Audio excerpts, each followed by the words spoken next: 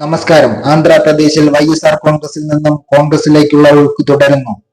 സംസ്ഥാനത്തെ വൈഎസ്ആർ കോൺഗ്രസിന്റെ പ്രമുഖ നേതാവും പുട്ടേലാപേട്ട എന്ന നിയോജക മണ്ഡലത്തിൽ നിന്നുള്ള നിയമസഭാ സാമാജികനുമായ എം.എസ്. ബാബുവാണ് ഇന്ന് കോൺഗ്രസ് പാർട്ടിയിൽ ചേർന്നത്.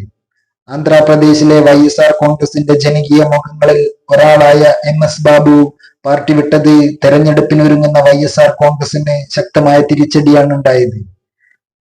വൈഎസ് ജഗൻമോഹൻ റെഡ്ഡിയുടെ ഏകാധിപത്യ നടപടികൾ പ്രതിഷേധിച്ചുകൊണ്ടാണ് പുട്ടേലാപേട്ട എന്ന വൈഎസ്ആർ കോൺഗ്രസിന്റെ തട്ടകമായ മണ്ഡലത്തിൽ നിന്നുള്ള എം.എൽ.എ.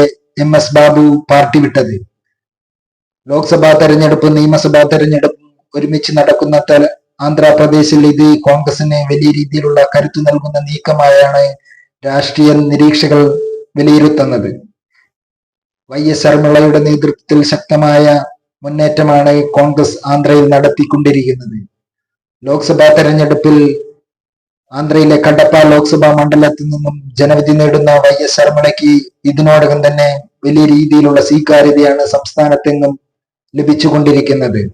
നിയമസഭാ തെരഞ്ഞെടുപ്പിലേക്കും ശക്തരായ സ്ഥാനാർത്ഥികളെ നിശ്ചയിച്ചുകൊണ്ട് തെരഞ്ഞെടുപ്പ് പ്രചാരണത്തിലേക്ക് കടന്നിരിക്കുകയാണ് ആന്ധ്രാപ്രദേശിൽ വൈ.എസ്. ശർമിളയുടെ നേതൃത്വത്തിൽ കോൺഗ്രസ്.